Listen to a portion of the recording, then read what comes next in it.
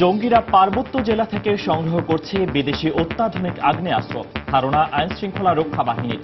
Transit হিসেবে ব্যবহার করা হচ্ছে চট্টগ্রামকে।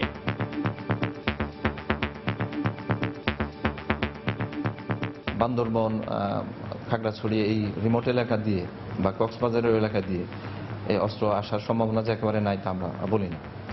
তো এটার ব্যাপারে আমাদের সীমান্ত রক্ষী বাহিনী যারা তারা কাজ করছে।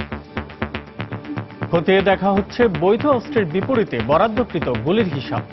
বৈধ অস্ত্র গুলি যেগুলি বিভিন্ন ডিলার অথবা দোকান থেকে ক্রয় করা হয় লাইসেন্সের বিপরীতে, সেই ক্ষেত্রে যেন এই গুলিগুলির হিসাব থানাতে এগুলি সবাই জমা দেয়।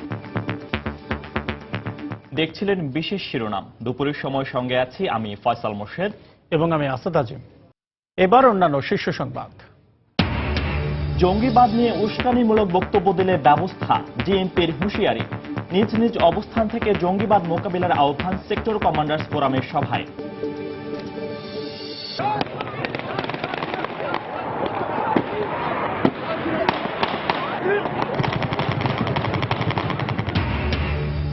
গণপ্রতিরোধের মুখে তুরস্কের অভ্যুত্থানের চেষ্টা ব্যর্থ। বিদ্রোহী সেনাদের আত্মসমর্পণ। গ্রেফতার ১৫০০, সংঘর্ষে অন্তত ৯০ জন নিহত। সারা দেশে চলছে ভিটামিন এ প্লাস ক্যাম্পেইন। অপুষ্টিজনিত অন্ধত্ব নির্মূলে ৬ মাস থেকে ৫ বছর বয়সীদের খাওয়ানো হচ্ছে ক্যাপসুল। বিমান বাংলাদেশ এয়ারলাইন্সের ৩টি উড়োজাহাজে যান্ত্রিক ত্রুটি। আসন্ন হজ ফ্লাইটের শিডিউল বিপর্যয়ের আশঙ্কা। দ্রুত কার্যকর ব্যবস্থা নেওয়ার পরামর্শ। এবং ঈদের পর রাজধানীর পাইকারি বাজারে বেড়েছে সব ধরনের চালের দাম। চিনি ও ভারতীয় পেঁয়াজের দর বাড়লেও কমেছে আদার, অপরিবর্তিত সয়াবিন ও রসুনের দাম।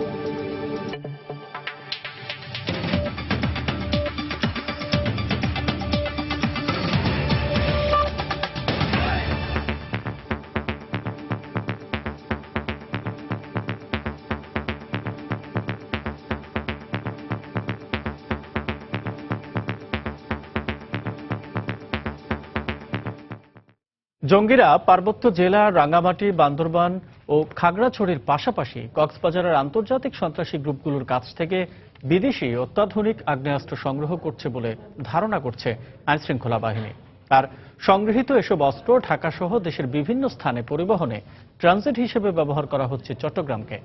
একই সাথে দেশে বৈধ অস্ত্রের বিপরীতে বরাদ্দকৃত বুলেট বা গুলি জঙ্গিদের কাছে যেতে পারে বলেও আশঙ্কা পুলিশের। বিস্তারিত কমলদের রিপোর্টে। গত বছরের শেষের দিকে নগরীর সদরঘাট এলাকায় জঙ্গি হামলার পর ঘটনাস্থল থেকে পুলিশ উদ্ধার করে দুটি AK-22 রাইফেল। পরবর্তীতে আমানবাজার অপর একটি জঙ্গি আস্তানায় পাওয়া যায় আমেরিকার তৈরি MK-11 রাইফেল। সে সাথে বাঁশখালী থেকে র্যাব উদ্ধার করে AK-22-র পাশাপাশি AK-47 রাইফেলের মতো অত্যাধুনিক সব অস্ত্র। সম্প্রতি ঢাকার গুলশানে ঘটে যাওয়া জঙ্গি হামলার ঘটনা এসব অস্ত্রকে আবারও সামনের দিকে নিয়ে এসেছে। কারণ ওই ঘটনায় ব্যবহৃত রাইফেল এবং পিস্তলের সাথে অনেকটা মিল রয়েছে এসব অস্ত্রের। এই অবস্থায় আইন শৃঙ্খলা বাহিনীর কর্মকর্তারাও মনে করছেন জঙ্গিদের অস্ত্র পাচারের জন্য চট্টগ্রামকে ট্রানজিট রুট হিসেবে ব্যবহার করা হতে পারে। বিস্তীর্ণ এলাকা হওয়াতে সন্ত্রাসীদের জন্য এটা একটা সুবিধাজনক রুট, এটা ব্যবহার করার জন্য। বান্দরবন, খাগড়াছড়ি এই রিমোট এলাকা দিয়ে বা কক্সবাজারের এলাকা দিয়ে এই অস্ত্র আসার সম্ভাবনা যে একেবারে নাই তা আমরা বলি না। তো এটার ব্যাপারে আমাদের সীমান্ত রক্ষী বাহিনী যারা তারা কাজ করছে, আমাদের কোস্ট গার্ড কাজ করছে, আমাদের পুলিশেরও নজরদারি আছে। জঙ্গিদের কাছ থেকে অত্যাধুনিক অস্ত্র উদ্ধারের অন্তত 5টি মামলা তদন্ত শেষ করেছে চট্টগ্রামের পুলিশ প্রশাসন। সন্ত্রাসী সংগঠন যা আছে সব সংগঠনগুলোর কিন্তু তাদের মাঝে একটা ইন্টারলিঙ্ক থাকার একটা পসিবিলিটি আছে। তো কোন দিক থেকে এনেছে, কার মাধ্যমে এনেছে, এই বিষয়গুলো আরো তদন্তের বিষয়। আমরা চেষ্টা করে যাচ্ছি এই লিঙ্কটা খুঁজে বের করার জন্য। পুলিশ কর্মকর্তাদের মতে আন্তর্জাতিক সন্ত্রাসীদের কাছ থেকে অস্ত্র সংগ্রহ সহজ হলো এর বুলেট বা গুলি সহজে পাওয়া যায় না। এক্ষেত্রে দেশে বিভিন্ন জনের কাছে থাকা বৈধ অস্ত্রের বিপরীতে বরাদ্দকৃত গুলি জঙ্গিসহ সন্ত্রাসীদের কাছে যাচ্ছে কিনা তা খতিয়ে দেখতে স্বরাষ্ট্র মন্ত্রণালয়ে চিঠি দিয়েছে চট্টগ্রাম জেলা পুলিশ। বৈধ অস্ত্র গুলি যেগুলি বিভিন্ন ডিলার অথবা দোকান থেকে ক্রয় করা হয় লাইসেন্সের বিপরীতে, সেই ক্ষেত্রে যেন এই গুলিগুলির হিসাব থানাতে এগুলি সবাই জমা দেয় ক্রয় করার পরেই।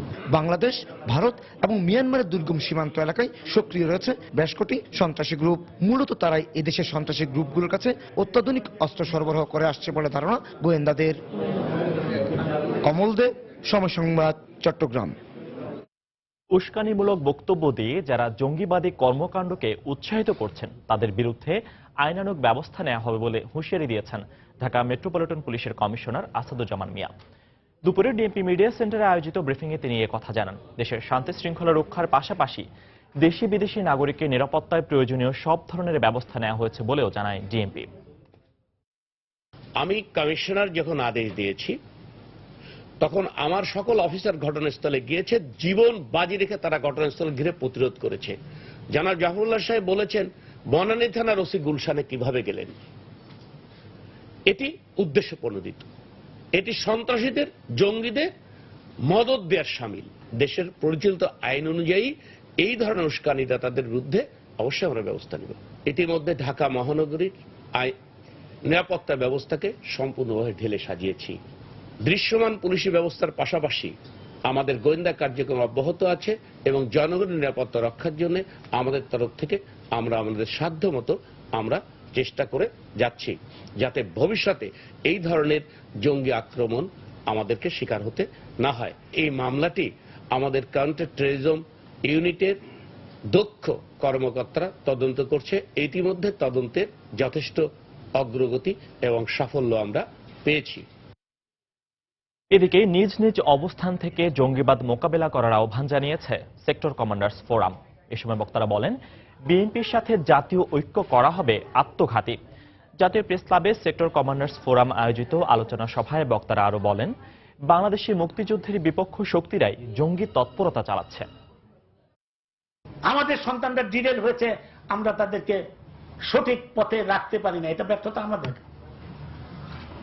আজকে গুলশানের ঘটনা, শোলাকিয়ার ঘটনা আজকে সমস্ত মানুষ দেশবাসীকে ঐক্যবদ্ধ করেছে, এটা অস্বীকার করার উপায় নাই। আমাদের চোখ খুলেছে, এখন আর দেশপ্রেমে উদ্বুদ্ধ হয়ে এই জঙ্গিদের নির্মূলে ঐক্যবদ্ধ হওয়া ছাড়া আর বিকল্প কোনো পথ নাই। আমরা আসুন, আমরা সবাই আইন শৃঙ্খলা রক্ষাকারী বাহিনীকে সহায়তা করি। আমরা যার যার অবস্থান থেকে আমরা সামাজিক বিপ্লব বলেন, সামাজিক আন্দোলন, প্রত্যেকটা পরিবার থেকে আমরা আন্দোলন গড়ে তুলি। বাংলাদেশকে রক্ষার জন্য, সাংবিধানিক প্রক্রিয়া রক্ষার জন্য, দেশজ সংস্কৃতি রক্ষার জন্য, ইসলাম সহ সকল ধর্মীয় সম্প্রদায়কে রক্ষার জন্য আমাদের একটাই পথ খোলা আছে, আর সেই পথটা হচ্ছে জঙ্গি সন্ত্রাসীদের সঙ্গে কোনো লেনদেন নয়, তাদের ধ্বংস করে দেওয়া, নির্মূল করে দেওয়া। সাংস্কৃতিক সামাজিক কর্মকাণ্ডের ভেতর দিয়ে জনগণের মন, মানসিকতা, চেতনা, তার বোধ, উপলব্ধি, তার চিন্তা ভাবনা, সেইটাকে একটা নূতন মানুষে রূপান্তরিত করে নূতন সমাজের জন্ম দেওয়ার যে দায়িত্ব ছিল, সেই জায়গাটা আমাদের অবহেলা করা হয়েছে। এইখানে আমাদের কঠিন একটা চ্যালেঞ্জের সম্মুখীন, সেইটা আমাকে মোকাবেলা করতে হবে। মোকাবেলা করতে হলে পরে আমাদেরকে 16 কোটি মানুষকে প্রতিরোধে সামিল করতে হবে। এবার তুরস্কে সেনা অভ্যুত্থান চেষ্টার খবর। গণপ্রতিরোধের মুখে ব্যর্থ হয়েছে তুরস্কের সেনা অভ্যুত্থান। ক্ষমতা দখলে নেয়ার দাবি করার কয়েক ঘন্টার মধ্যেই আত্মসমর্পণ করতে শুরু করে সেনাবাহিনীর একাংশ। এরই মধ্যে 1,500-এর বেশি বিদ্রোহী সেনাকে গ্রেফতার করা হয়েছে। অপসারণ করা হয়েছে 29 কর্নেল ও 5 জন জেনারেলকে। ঘোষণা করা হয়েছে ভারপ্রাপ্ত সেনাপ্রধানের নাম। প্রেসিডেন্ট রিসেপ তাইয়েপ এরদোয়ান অভ্যুত্থান চেষ্টায় প্ররোচনার জন্য মার্কিন মদতপুষ্ট ধর্মীয় নেতা ফেতাহুল্লাহ গুলেনকে দায়ী করে বিদ্রোহীদের চরম মূল্য দিতে হবে বলে হুঁশিয়ারি দেন। অভ্যুত্থান চেষ্টার সময় সংঘর্ষে 17 পুলিশ সদস্য সহ নিহত হয়েছেন অন্তত 90 জন। তীব্র গণপ্রতিরোধের মুখে অভ্যুত্থানের ব্যর্থ চেষ্টার পর শনিবার ভোরে তুরস্ক সেনাবাহিনীর একাংশ ইস্তাম্বুলের বসফরাস সেতুতে আত্মসমর্পণ করে। এরপর থেকেই সেনাদের দখলে নেয়া বিভিন্ন স্থাপনা একে একে নিজেদের নিয়ন্ত্রণে নিতে শুরু করে সরকার অনুগত বাহিনী। আঙ্কারা ও ইস্তাম্বুলের রাস্তায় শনিবার সকালে রাতভর তাণ্ডবের বিভিন্ন চিত্র দেখা যায়। পরিস্থিতি কিছুটা স্বাভাবিক হয়ে এলে সরকার অনুগত সেনারা সেনাপ্রধান হুলুসি একারকে জিম্মি দশা থেকে মুক্ত করে। রাতভর উদ্বেগ উৎকণ্ঠার পর সকালে আঙ্কারা ও ইস্তাম্বুলের রাস্তায় নেমে আসে জনতা। এটি চরম নিষ্ঠুরতা। আমাদের এমন সুন্দর দেশে যারা অভ্যুত্থানের চেষ্টা করেছে, জাতি তাদের কখনোই ক্ষমা করবে না। সেনাদের তাণ্ডবে রাতে আমার ভাইয়ের ছেলে মারা গেছে। সৃষ্টিকর্তা তাদের বিচার করবেন। এর আগে শুক্রবার রাতে তুরস্কের একটি টেলিভিশনে দেশটির নিয়ন্ত্রণ নেয়ার দাবি জানিয়ে সামরিক আইন জারির ঘোষণা দেয় সেনাবাহিনীর একাংশ। একই সঙ্গে আঙ্কারা ও ইস্তাম্বুলের বিমানবন্দর সহ গুরুত্বপূর্ণ সব স্থাপনা বন্ধ করে রাস্তায় অবস্থান নেয় তারা। পার্লামেন্টের ভেতরে ব্যাপক ভাঙচুরের পাশাপাশি তুর্কি গণমাধ্যম আল হুরিয়াত, CNN এর তুরস্ক কার্যালয় সহ কয়েকটি গণমাধ্যম দখলে নেয়ার দাবি করে তারা। এই সময় আকাশে বেশ কয়েকটি সামরিক হেলিকপ্টার টহল দিতে দেখা যায়। বেশ কয়েকজন জ্যেষ্ঠ সেনা কর্মকর্তাকে জিম্মি করারও ঘোষণা দেয় বিদ্রোহী সেনারা। সামাজিক যোগাযোগ মাধ্যমে প্রকাশিত ভিডিওতে আঙ্কারার রাস্তায় নেমে আসা বেসামরিক নাগরিকদের উপর হেলিকপ্টার থেকে এলোপাতাড়ি গুলি ছুড়তে দেখা গেছে। তবে অভ্যুত্থান চেষ্টার পরপরই বিষয়টি অস্বীকার করে তুরস্কের নিয়ন্ত্রণ সরকারের হাতেই রয়েছে বলে মোবাইল ফোনে CNN-কে দেয়া সাক্ষাৎকারে জানান প্রেসিডেন্ট এরদোয়ান। এর কয়েক ঘন্টা পর ইস্তাম্বুলে পৌঁছে সেখানে দেয়া ভাষণে অভ্যুত্থানের চেষ্টাকারীদের রাষ্ট্রদ্রোহী উল্লেখ করে এর জন্য চরম মূল্য দিতে হবে বলে হুঁশিয়ারি উচ্চারণ করেন তিনি। তুরস্কের জনগণের অর্থে সেনাদের ভরণ পোষণ চলে। তারা এভাবে বেসামরিক নাগরিকদের উপর বন্দুক তাক করতে পারে না। এটি স্রেফ রাষ্ট্রদ্রোহিতা। অভ্যুত্থান চেষ্টার সঙ্গে জড়িতদের অবশ্যই এর জন্য চরম শাস্তি ভোগ করতে হবে। এর আগে প্রেসিডেন্ট এরদোয়ানের আহ্বানে সাড়া দিয়ে শুক্রবার রাতেই আঙ্কারা ও ইস্তাম্বুলের রাস্তায় নেমে আসে শত শত মানুষ। সেখানে সেনাবাহিনীর গাড়িতে হামলা চালিয়ে সেনাদের কাছ থেকে অস্ত্র কেড়ে নেয় বিক্ষুব্ধ জনতা। বিপথগামী সেনাদের এই অভ্যুত্থান চেষ্টায় প্ররোচনার জন্য মার্কিন মদতপুষ্ট ধর্মীয় নেতা ফেথুল্লাহ গুলেনকে দায়ী করেছেন প্রেসিডেন্ট এরদোয়ান। ঘটনায় জড়িত থাকার অভিযোগে এরই মধ্যে তুর্কি সামরিক বাহিনীর 29 কর্নেল ও 5 জন জেনারেলকে অপসারণ করা হয়েছে।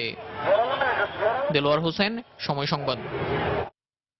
এদিকে এখনো শত শত মানুষ আঙ্কারার রাস্তায় অবস্থান করছেন। অনিশ্চয়তা আর আতঙ্ক তাদের মধ্যে। সেখানকার সর্বশেষ অবস্থা নিয়ে আমরা কথা বলেছি আঙ্কারায় অবস্থানরত প্রবাসী সাংবাদিক রহমতুল্লাহ রফিকের সঙ্গে। তিনি জানিয়েছেন বিস্তারিত। রাত 10টা থেকে শুরু হওয়া এই সামরিক অভ্যুত্থানের সাথে সাথে তুরস্কের সবচেয়ে বড় বিমানবন্দর আতাতুর্ক বিমানবন্দর দখল করে নেয় বিদ্রোহীরা এবং একই সময় তুরস্কের সরকারি টেলিভিশন সেন্টারকে দখল করে নেওয়া হয়। রাত 12টার দিক থেকে বিদ্রোহীদের ট্যাঙ্ক এবং সামরিক যানগুলোতে জনগণ দখল করে নেয়। বিদ্রোহীদের মধ্যে সব বড় ধরনের কোনো জেনারেল অথবা মেজর জেনারেল না থাকার কারণে সব ধরনের সামরিক স্থাপনা এবং সরকারি স্থাপনাকে দখল করার সুযোগ পায়নি। রাত 3টার দিকে তুরস্কের বেসরকারি 2টি টেলিভিশন সেন্টার এবং একটি পত্রিকাও দখল করে নেয় বিদ্রোহী সেনা সদস্যরা। সময় রাত 3টার দিকে president রেজেপ Tayyip Erdogan Istanbul Ataturk বিমানবন্দরে অবতরণ করেন এবং সেখান থেকে মূলত সামরিক বিদ্রোহী সেনা সদস্যদের আত্মসমর্পণের কর্মকাণ্ড শুরু হয়। পরিস্থিতি সম্পূর্ণটা এখন স্বাভাবিক। সরকারের অধীনে সবকিছু, সরকারের নিয়ন্ত্রণে সবকিছু আছে। শুধুমাত্র আঙ্কারাতে একটি স্থাপনাতে এখনো বিদ্রোহী সেনারা অবস্থান করছে এবং সেখান থেকে তাদের আত্মসমর্পণের আহ্বান জানানো হচ্ছে। আসলে জনগণ বলতে তুরস্কের সব জনগণ এখন পর্যন্ত রাস্তায়। রাত 10টা থেকে তারা রাস্তায় নেমে আসে, এখনো রাস্তাতে আছে। রাস্তাতে কোনো ধরনের বিদ্রোহী সেনাদের উপস্থিতি এখন আর নাই। বাংলাদেশি কমিউনিটি কিছুটা ভীত সন্ত্রস্ত ছিল। এখানে সেনাবাহিনী অভ্যুত্থান হলে হয়তো বা বিদেশিদেরকে বড় ধরনের সংক্ষেপ করতে হতো, এটা নিয়ে অনেকেই চিন্তিত ছিলাম। কিন্তু এখন সরকারের নিয়ন্ত্রণে সবকিছু চলে আসার কারণে আমাদের সেই চিন্তাটা বা সবার মধ্যে সেই চিন্তাটা দূর হয়েছে আপাতত। দুপুরের সময় আরো থাকছে। রাজধানীর গুলশানে অবৈধ বিভিন্ন স্থাপনা বন্ধে তালিকা তৈরি করছে রাজউক। পুনর্বাসন ছাড়া সিদ্ধান্ত বাস্তবায়ন হলে বিরাট ক্ষতির শঙ্কায় ব্যবসায়ীরা।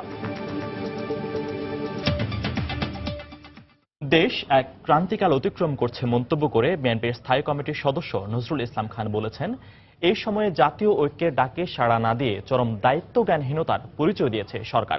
তিনি বলেন, এর মাধ্যমে সরকার উগ্রবাদের পক্ষে অবস্থান নিয়েছে। দুপুরে নয়াপল্টনে দলের কেন্দ্রীয় কার্যালয়ে এক সংবাদ সম্মেলনে তিনি এই মন্তব্য করেন। দেশের এমন চরম ক্রান্তিকাল অতীতে আর কখনো আসে নাই। দেশের এই চরম বিপদের মুহূর্তে একমাত্র জাতীয় ঐক্য প্রতিষ্ঠা করে দেশের ভাবমূর্তি এবং জনমনের শান্তি স্বস্তি ফিরিয়ে এনে তাদের জানমালের নিরাপত্তা বিধান আজ সময়ের দাবি। কিন্তু সরকার জাতীয় ঐক্যের আহ্বানে সাড়া না দিয়ে চরম দায়িত্বহীনতার পরিচয় দিয়েছে। বিএনপির বিরুদ্ধে উদ্ভট এবং যুক্তিহীন সব বক্তব্য দিয়ে চলেছে। জাতিকে বিভক্ত করে প্রকৃতপক্ষে সন্ত্রাস ও উগ্রবাদের পক্ষে অবস্থান নিয়েছে সরকার। জঙ্গিবাদের বিরুদ্ধে জনমত গড়ে তুলতে গাইবান্ধায় প্রশাসন আর জনপ্রতিনিধিরা একসাথে কাজ শুরু করেছেন। গ্রামে গ্রামে সাধারণ মানুষের কাছাকাছি গিয়ে তাদের কাছে তুলে ধরছেন জঙ্গিবাদের ভয়াবহ পরিণতির কথা। পাশাপাশি রাতভর পাড়ায় পাড়ায় জোরদার করা হয়েছে গ্রাম পুলিশের পাহারা। সংশ্লিষ্টরা বলছেন, জঙ্গিবাদের বিরুদ্ধে মানুষকে ঐক্যবদ্ধ করতে পারলে অশুভ এই শক্তিকে দমন করা সম্ভব। তবে এজন্য নিজেদের সক্ষমতা বৃদ্ধির দাবি তুলেছেন গ্রাম পুলিশের সদস্যরা। হেদায়েতুল ইসলাম বাবুর প্রতিবেদন। রাতের বেলা পাড়ায় পাড়ায় সাধারণ মানুষকে একত্রিত করে বৈঠক করছেন প্রশাসন ও জনপ্রতিনিধিরা। সন্ত্রাস বা জঙ্গিবাদ ধর্ম বা রাষ্ট্র কারো জন্যই মঙ্গলজনক নয়। সাধারণ মানুষের কাছে এমন বার্তাই পৌঁছে দিচ্ছেন তারা। গণমানুষকে উজ্জীবিত করার মধ্য দিয়ে জঙ্গিবাদের হিংস্রতা মোকাবেলা করা সম্ভব বলে মনে করেন জনপ্রতিনিধি ও প্রশাসনের কর্মকর্তারা। এই সমস্যা বেশি দিন থাকবে না। সাধারণ মানুষ এদেরকেই প্রতিহত করবে। ইতিমধ্যেই আমরা এই বিষয়ে একটা র্যালি এবং আলোচনা সভা করা হয়েছে। জঙ্গিবাদে জড়িয়ে পড়া যে ছেলেগুলো বিভিন্ন সময় মিসিং আছে তাদের ব্যাপারে তথ্য দিতে পারে, এই ব্যাপারে কনসিয়াসনেস বিল্ড আপ করার জন্য আমরা বিভিন্নভাবে জনগণকে উদ্বুদ্ধ করার প্রক্রিয়া হিসাবে মিটিং করে যাচ্ছি। মানুষের মধ্যে সচেতনতা বৃদ্ধি করছি। এই ব্যাপারে আমাদের ইউনিয়ন পরিষদের সদস্য, গ্রাম পুলিশ, আনসার সহ সাধারণ মানুষ আমাকে সহযোগিতা করছে। অন্যদিকে লাঠি আর বাঁশি নিয়ে গ্রামের রাস্তাঘাটে নিয়মিত পাহারা বসিয়েছে গ্রাম পুলিশ সদস্যরা। তবে তারা তাদের সক্ষমতা বৃদ্ধির দাবি জানিয়েছেন। এখন আমরা যে দায়িত্ব পালন করতেছি তাতে আমাদের কোনো ট্রেনিং নেই বা কোনো অস্ত্র নাই। আমাদের শুধু লাঠি দিয়ে কি জঙ্গি দমন করা সম্ভব? তথ্য সরবরাহ সহ মহল্লার নিরাপত্তার জন্য গ্রাম পুলিশের তৎপরতা বাড়ানোর ব্যাপারে জোর দেওয়া হচ্ছে বলে জানালেন জেলার প্রশাসনের শীর্ষ এই কর্মকর্তা। গ্রাম পুলিশরা তাদের মূল যে দায়িত্ব সেটি থেকে বিচ্যুত হয়ে অফিস পাহারা দিচ্ছে, দিনের বেলা থাকছে, অথবা জনপ্রতিনিধি তাদের সাথে অবস্থান করাটাই তাদের দায়িত্ব মনে করছে। অফিস ভিত্তিক তাদের দায়িত্ব পালনের এখনকার যে রীতি কেউ কেউ প্রতিষ্ঠা করার চেষ্টা করছে সেটিকে আমরা ব্যত্যয় ঘটাবো এবং তাদের যে মূল ডিউটি সেটি যেন তারা যথাযথভাবে পালন করে সেটি নিশ্চিত করব। গাইবান্ধার ৭ উপজেলায় ৮২টি ইউনিয়ন রয়েছে। হেদায়েতুল ইসলাম বাবু, সময় সংবাদ, গাইবান্ধা। গুলশানের আর্টিজান রেস্তোরাঁয় নিহত জঙ্গি নিব্রাস এবং শোলাকিয়ায় নিহত জঙ্গি আবির ঝিনাইদহে একই মেসে থাকত বলে জানিয়েছে এলাকাবাসী। স্থানীয়রা জানান, ঝিনাইদহ শহরের সোনালী পাড়ার ওই মেসটিতে নিব্রাস ও আবির প্রায় ৪ মাস ছিল। সম্প্রতি নিব্রাস ও আবিরের ছবি সংবাদ মাধ্যমে প্রকাশের পর তাদেরকে শনাক্ত করে এলাকাবাসী। সাইদ নামে পরিচিত নিব্রাসের সঙ্গে এলাকাবাসীর কথা হলেও আবির খুব কম কথা বলতো বলে জানায় তারা। অবসরপ্রাপ্ত সেনা সদস্য কাউসার আলীর বাসায় মেস করে ভাড়া থাকত নিব্রাস ও আবির সহ ৮ জন। ঈদের ঠিক আগ মুহূর্তে তারা মেস ছেড়ে চলে যায়। এরপর আর কেউই ফিরে আসেনি।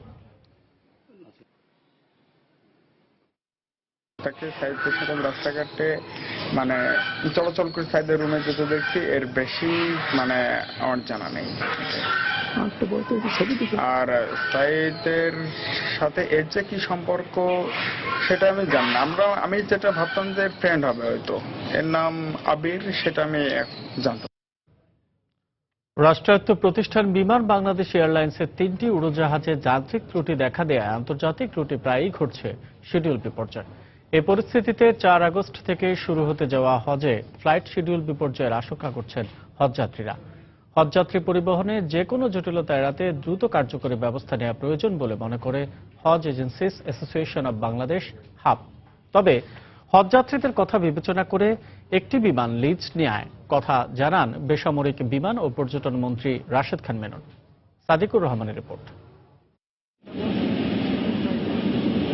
অভ্যন্তরীণ 7টি এবং আন্তর্জাতিক 15টি রুটে ফ্লাইট পরিচালনা করছে রাষ্ট্রায়ত্ত প্রতিষ্ঠান বিমান বাংলাদেশ এয়ারলাইন্স। তবে যান্ত্রিক ত্রুটির কারণে বিমানের বহরে থাকা মোট 14টি উড়োজাহাজের মধ্যে 3টি একসাথে গ্রাউন্ডেড হয়ে পড়ায় প্রায় শিডিউল বিপর্যয় হচ্ছে আন্তর্জাতিক রুটে। এর উপর আসন্ন হজ মৌসুমে হজযাত্রী পরিবহনে রয়েছে রাষ্ট্রায়ত্ত প্রতিষ্ঠানটির বাড়তি চাপ। তাই হজযাত্রীদের মাঝেও দেখা দিয়েছে শঙ্কা। এটা যদি এখন থেকেই একটা প্রিপারেশন থাকে তাহলে যাওয়া এবং আসা কোনো ক্ষেত্রেই হজ যাত্রীরা কষ্ট পাবে না। আমরা মনে করি এই জন্য দুইটা এয়ারলাইন্সেরই খুব ভালো একটা ভূমিকা এখন থেকেই নেওয়া উচিত। যাতে হাজিরা সঠিক সময় যেতে পারে এবং শিডিউল ঠিক থাকে, এই জন্য সরকারের একটা ভালো পদক্ষেপ দরকার। তবে ফ্লাইট শিডিউল বিপর্যয় সহ সকল জটিলতা এড়াতে আগেভাগে বিকল্প ব্যবস্থা নেওয়া প্রয়োজন বলে মনে করে Hajj Agencies Association of Bangladesh HAAB. যেহেতু লম্বা সময় রয়েছে, আমরা আশা করছি যে এই সময়ের মধ্যে এগুলো সেরে উঠবে এবং বিমান যথাসময়ে হজ যাত্রীদের ক্ষেত্রে ফার্স্ট প্রায়োরিটি দিয়ে হাজিদের প্রেরণ করতে পারবে। এরপরও যদি কোনো রকমের সমস্যা হয়, আমাদের আবেদন করা আছে থার্ড ক্যারিয়ার ওপেন করার জন্য। বিকল্প ব্যবস্থা হিসাবে হাজিদের পরিবহনে একটি বিমান লিজ নেবে কর্তৃপক্ষ। তাই হজ যাত্রীদের কোনো ধরনের বিড়ম্বনায় পড়তে হবে না জানালেন বেসামরিক বিমান ও পর্যটন মন্ত্রী রাশেদ খান মেনন। 4টি কারণের হয়েছিল টেকনিক্যাল কারণে, তার মধ্যে একটি ভালো হয়ে গেছে এবং আমরা শীঘ্রই সবগুলো প্লেনই আমরা উড্ডয়ন উপযোগী করে ফেলব। হজের ক্ষেত্রে আমরা ইতিমধ্যেই একটি বিমান আমরা লিজ নিয়েছি স্ট্যান্ড বাই হিসেবে, হজের উপর কোনো প্রভাব পড়বে না। সৌদিয়া ও বিমান বাংলাদেশ এয়ারলাইন্স যৌথভাবে এবার 1,01,000 যাত্রী পরিবহন করার কথা রয়েছে। এর মধ্যে 51,000 পরিবহন করবে বিমান। সাদিকুর রহমান, সময় সংবাদ, ঢাকা। সাপ্তাহিক ছুটির দিন হলেও আজকের শনিবারটি ব্যতিক্রম। সরকারি বেসরকারি অফিসগুলোতে ছিল কর্মব্যস্ততার চিত্র। ঈদ উল ফিতরে প্রধানমন্ত্রীর নির্বাহী ক্ষমতা বলে 4 জুলাই ছুটি থাকায় আজ 16 জুলাই অফিস খোলা রাখার সিদ্ধান্ত হয়। ঈদের টানা ছুটি পাওয়ায় আজ কার্যদিবস থাকাকে ইতিবাচক হিসেবে দেখছেন সংশ্লিষ্টরা। বিস্তারিত ফেরদৌস লিপির রিপোর্টে। বর্ষপঞ্জিকা অনুযায়ী শনিবার সাপ্তাহিক ছুটির দিন, কিন্তু আজ রাজধানীর রাস্তা ও অফিস পাড়ায় চিত্র ছিল ভিন্ন।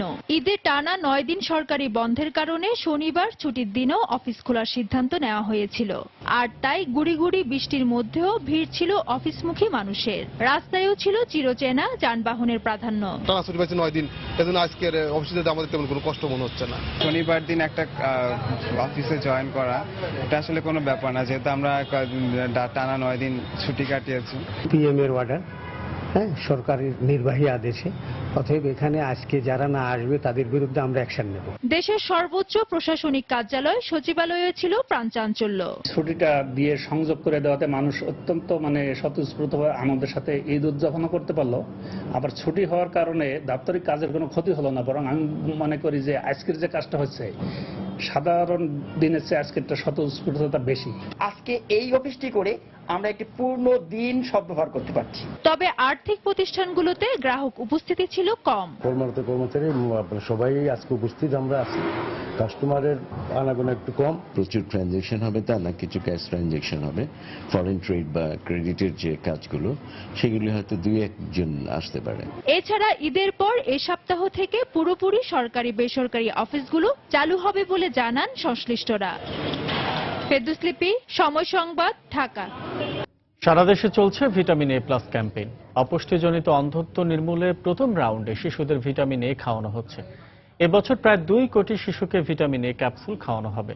সকালে রাজধানীর কুর্মিটোলা জেনারেল হাসপাতালে এই কার্যক্রমের উদ্বোধন করেন স্বাস্থ্য প্রতিমন্ত্রী জাহেদ মালিক। দেশের সব টিকাদান কেন্দ্রের পাশাপাশি বাস টার্মিনাল সহ বিভিন্ন অস্থায়ী ক্যাম্পে ভিটামিন এ খাওয়ানো হয়।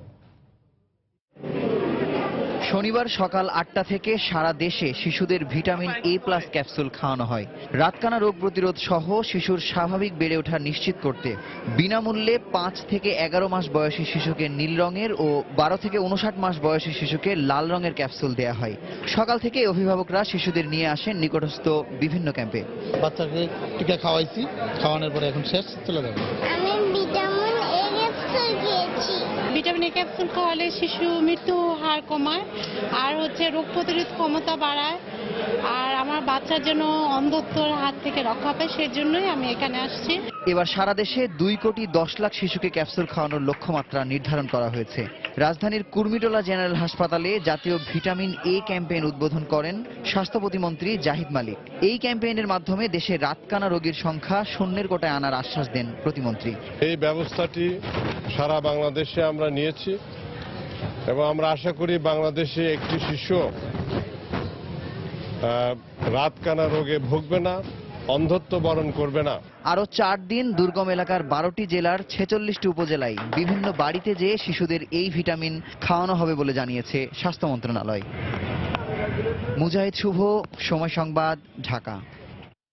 দুপুরের সময় আরো থাকছে। শোকে আচ্ছন্ন ফ্রান্সের নিজ শহর, শ্রদ্ধা আর ভালোবাসায় নিহতদের স্মরণ।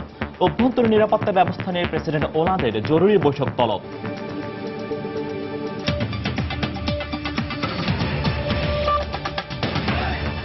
2007 সালের পর আবাসিক এলাকায় কোনো বাণিজ্যিক প্রতিষ্ঠানের অনুমোদন দেয়া না হলেও রাজধানীর গুলশানে অবৈধভাবে গড়ে উঠেছে বিভিন্ন হোটেল, রেস্তোরাঁ, রয়েছে শিক্ষা প্রতিষ্ঠানও।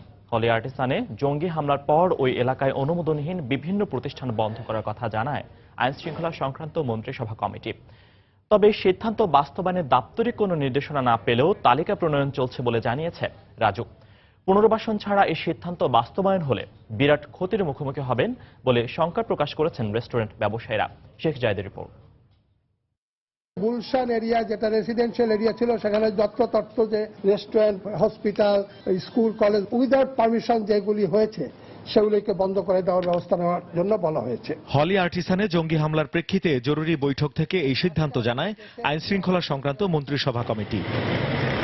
গুলশান এলাকায় গিয়ে দেখা যায় প্রায় প্রত্যেকটি সড়কেই রয়েছে দেশি বিদেশি কোনো না কোনো রেস্তোরাঁ, রয়েছে আবাসিক হোটেলও। এসবের বৈধতার ব্যাপারে জানতে চাইলে সংশ্লিষ্টরা জানান 2007 সালের পর আবাসিক এলাকায় কোনো বাণিজ্যিক প্রতিষ্ঠানেরই অনুমোদন দেয়নি সরকার। আমরা বৈধ কি অবৈধ এটা আমি বলতে পারবো না।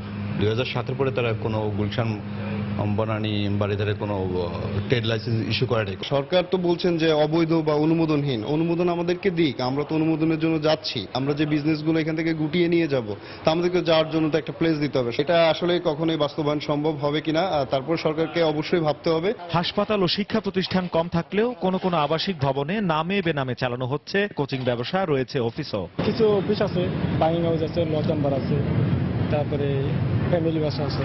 কিছু কোচিং আসছে, আমরা আমাদেরকে তো জেনে শুনেই তারা আমাদেরকে ভাড়া দিচ্ছে। আর বাচ্চারা তো গুলশান বর্ণের বাইরে কোথায় যাবে? মন্ত্রিসভা কমিটির সিদ্ধান্ত হলেও দাপ্তরিক কোনো আদেশ পাননি বলে জানান রাজুকের এই কর্মকর্তা। সর্বশেষ যে সিদ্ধান্তটি ছিল যে স্ব সংস্থা তাদের নিজস্ব আইনের আলোকে এই জাতীয় অবৈধ ব্যবহার যেগুলো আবাসিক এলাকায় বাণিজ্যিক স্থাপনা বা অন্যান্য স্থাপনা আছে তাদেরকে তালিকা প্রণয়ন এবং চিঠি নোটিশ ইস্যু করুন, এই কাজটি চলমান আছে। গুলশান এলাকা সংক্রান্ত বিষয়ে যদি কোনো সুনির্দিষ্ট পৃথক কোনো নির্দেশনা আসে সরকারিভাবে, সেটা আমরা বাস্তবায়ন করব। তবে বাণিজ্যিক প্রতিষ্ঠানগুলো বন্ধ না করে সমন্বিতভাবে নিরাপত্তা বাড়ানোর দাবি জানিয়েছেন সংশ্লিষ্টরা। শেখ জায়েদ, সময় সংবাদ, ঢাকা। সোমবার ময়মনসিংহ 1 ও ময়মনসিংহ 3 আসনে উপনির্বাচন। দুটি আসনে আওয়ামী লীগের প্রার্থীদের কিছুটা প্রচারণা থাকলেও অন্য প্রার্থীদের তেমন তৎপরতা নেই। নির্বাচন সংশ্লিষ্ট কর্মকর্তারা জানিয়েছেন সুষ্ঠুভাবে নির্বাচন অনুষ্ঠানে সব ধরনের প্রস্তুতি নেওয়া হয়েছে। আর পুলিশ সুপার বলছেন আইনশৃঙ্খলা পরিস্থিতি নিয়ন্ত্রণে রাখতে প্রস্তুত তারা। হোসেন আলীর তোলা ছবিতে হারুন রশিদের রিপোর্ট। সমাজ কল্যাণ প্রতিমন্ত্রী প্রমোদ মানকিন ও সাবেক স্বাস্থ্য প্রতিমন্ত্রী ডাক্তার মুজিবুর রহমান ফকিরের মৃত্যুতে শূন্য হয় জাতীয় সংসদের ময়মনসিংহ 1, হালুয়াঘাট, ধুবাউড়া ও ময়মনসিংহ 3, গৌরীপুর আসন। এ দুটি আসনের উপনির্বাচনে শেষ মুহূর্তের প্রচারণা চালাচ্ছেন প্রার্থীরা। আওয়ামী লীগ প্রার্থীরা নির্বাচনী এলাকা চষে বেড়ালেও অন্য প্রার্থীদের তেমন কোনো তৎপরতা নেই। ভোটাররা বলছেন এলাকার উন্নয়নে কাজ করবেন এমন যোগ্য প্রার্থীকেই ভোট দেবেন তারা। আমাদের এলাকাকে যে উন্নয়ন করতে পারবো তাকে আমরা ভোট দিব এবং জয়যুক্ত করব। রাস্তাঘাট, স্কুল, মাদ্রাসা, কলেজ আছে, ওইগুলোদের সুযোগ সুবিধা পাই, সেটাই আমরা ভোট দিব। উন্নয়ন কাজ করতে পারবো তারই আমরা ভোট দিব। আমাদের এলাকায় যে যোগ্য প্রার্থী তাকে আমরা ভোট দিয়ে জয়যুক্ত করব।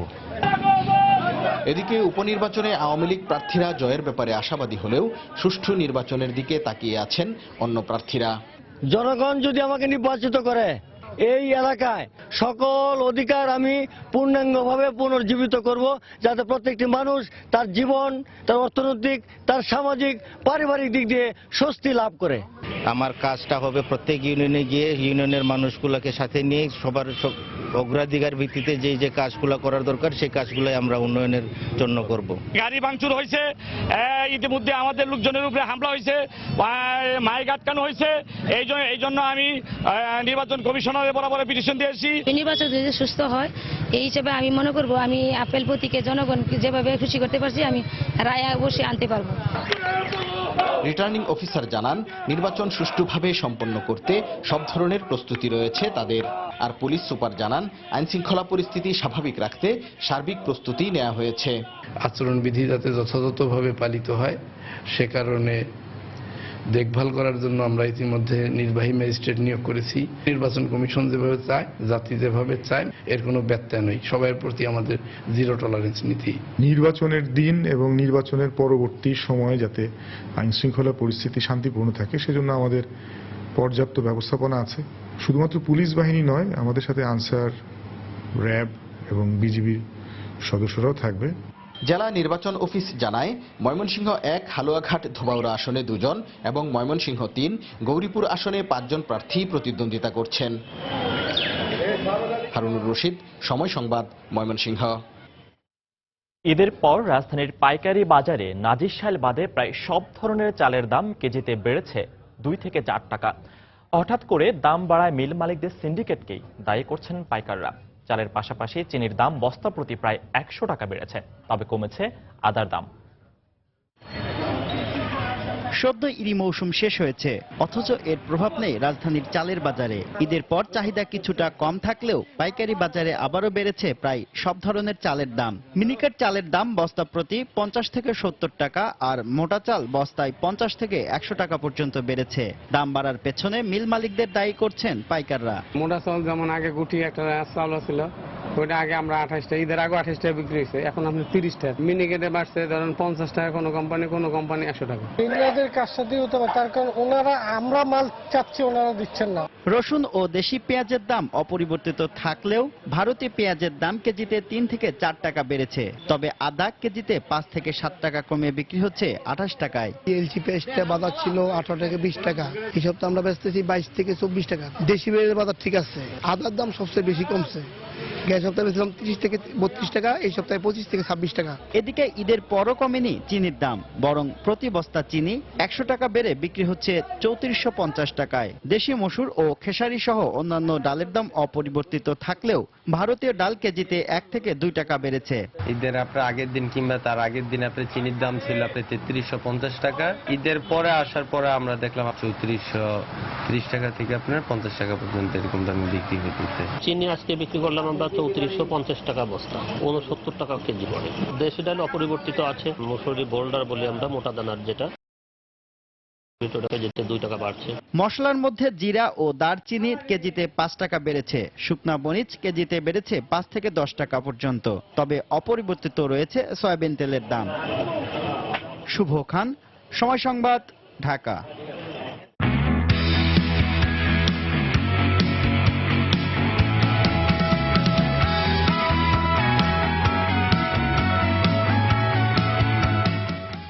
ক্যারিবিয়ান প্রিমিয়ার লিগের খবর।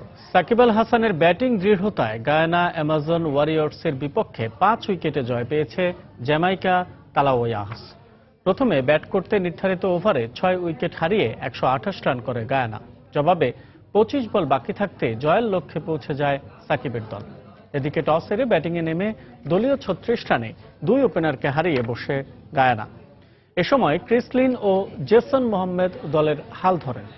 লিন 33 রান করে আউট হয়ে গেলেও জেসন এক পাশ আগলে খেলতে থাকেন। নির্ধারিত ওভার শেষে জেসনের অপরাজিত 46 ও তানভীরের অপরাজিত 15 রানে ভর করে 128 রানে সংগ্রহ পায় জ্যামাইকা। সাকিব একটি এবং স্টেইন ও ওয়াসিম নেন 2টি করে উইকেট। জবাবে ব্যাট করতে নেমে দলীয় 2 রানে ওয়ালটন, ম্যাকার্থি, পাওয়েল ও সাঙ্গাকারের উইকেট হারিয়ে বড় ধাক্কা খায় জ্যামাইকানরা।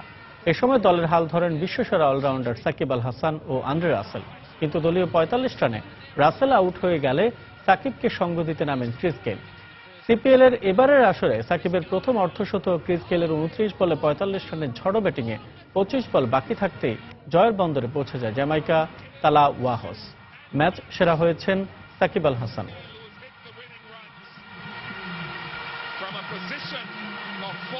জাতীয় সংসদে সাবেক সদস্য ও যশোর 3 আসনের সাবেক এমপি আলী রেজা রাজুর নামাজে জানাজা অনুষ্ঠিত হয়েছে। সকালে জাতীয় সংসদ ভবনের দক্ষিণ প্লাজায় এ জানাজা নামাজ অনুষ্ঠিত হয়। জানাজা শেষে রাষ্ট্রপতি আব্দুল হামিদ ও প্রধানমন্ত্রী শেখ হাসিনার পক্ষে সামরিক সচিবগণ তাঁর মরদেহে ফুল দিয়ে শ্রদ্ধা জানান। জাতীয় সংসদের স্পিকার ও বিরোধী দলীয় নেতার পক্ষেও আওয়ামী লীগের এই নেতার প্রতি শ্রদ্ধা জানানো হয়। এরপর দলের পক্ষে নেতাকর্মীদের সাথে নিয়ে শ্রদ্ধা জানান আওয়ামী লীগের যুগ্ম সাধারণ সম্পাদক জাহাঙ্গীর কবির নানক। 1996 সালের 7ম জাতীয় সংসদ নির্বাচনে বাংলাদেশে আওয়ামী লীগ থেকে নির্বাচিত হন আলী রেজা রাজু। শুক্রবার দুপুরে রাজধানীর একটি বেসরকারি হাসপাতালে চিকিৎসাধীন অবস্থায় মারা যান তিনি।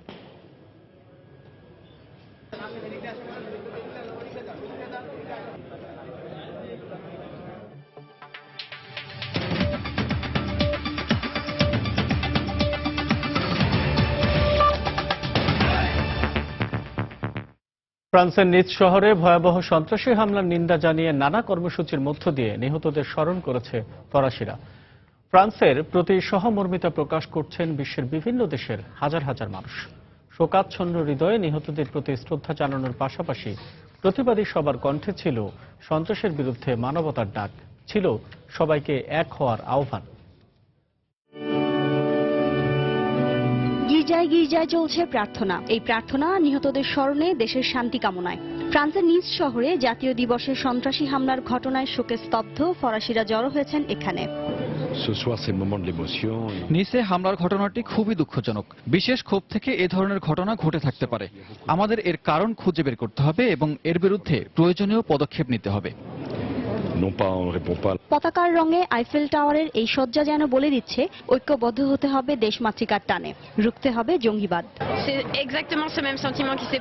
গত বছর নভেম্বরে প্যারিসে হামলার পর যেমন অনুভূতি হয়েছিল এখনো তেমনই হচ্ছে। জাতীয় দিবসে এমন হামলার ঘটনায় আমি এখনো স্তম্ভিত। নিসের হামলার ঘটনাটি ভয়াবহ। আমাদের বিশ্বের জন্য এই ধরনের হামলা কখনোই কাম্য নয়। আমরা আজ এসেছি এখানে ফরাসিদের প্রতি সহমর্মিতা প্রকাশ করতে।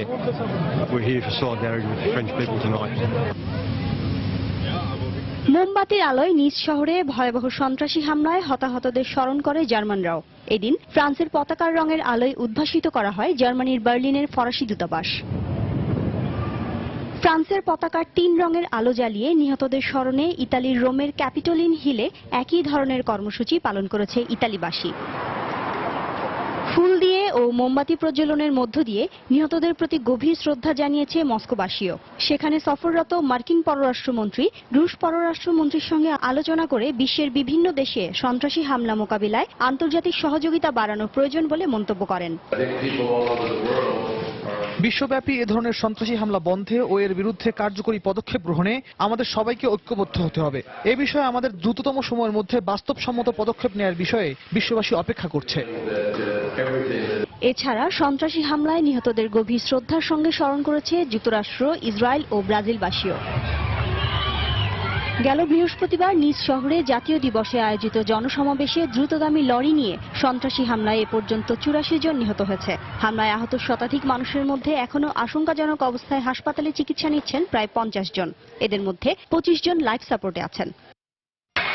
শিরিন আক্তার, সময় সংবাদ।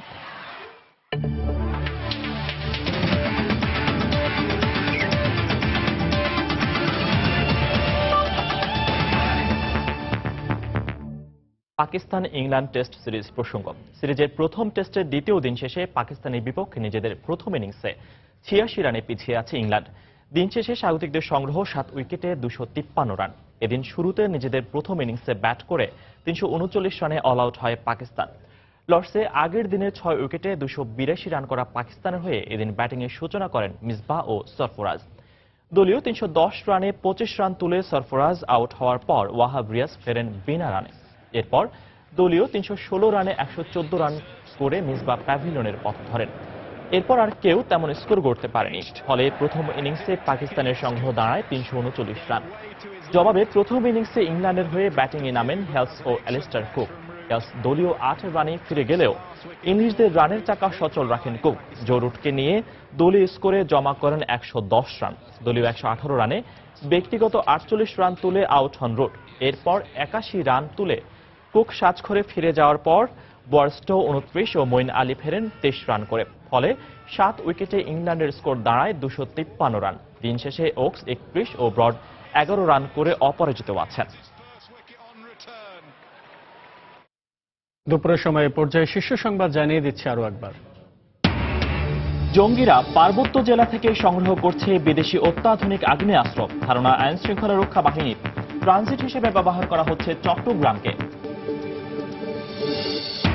জঙ্গিবাদ নিয়ে উস্কানিমূলক বক্তব্য দিলে ব্যবস্থা, ডিএমপির হুঁশিয়ারি। নিজ নিজ অবস্থান থেকে জঙ্গিবাদ মোকাবেলার আহ্বান সেক্টর কমান্ডার্স ফোরামের।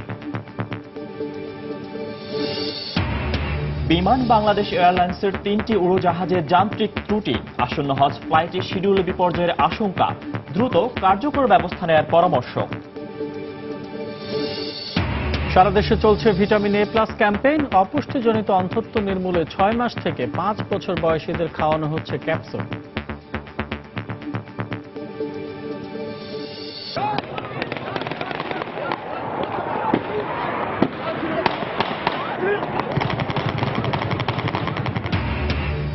এবং গণপ্রতিরোধের মুখে তুরস্কে অভ্যুত্থানের চেষ্টা ব্যর্থ, বিদ্রোহী সেনাদের আত্মসমর্পণ, গ্রেফতার 1,500, সংঘর্ষে অন্তত 90 জন নিহত। এই ছিল দুপুরের সময়। যে কোনো খবর পেতে ভিজিট করুন সময়নিউজ.tv। সঙ্গে থাকুন সময়।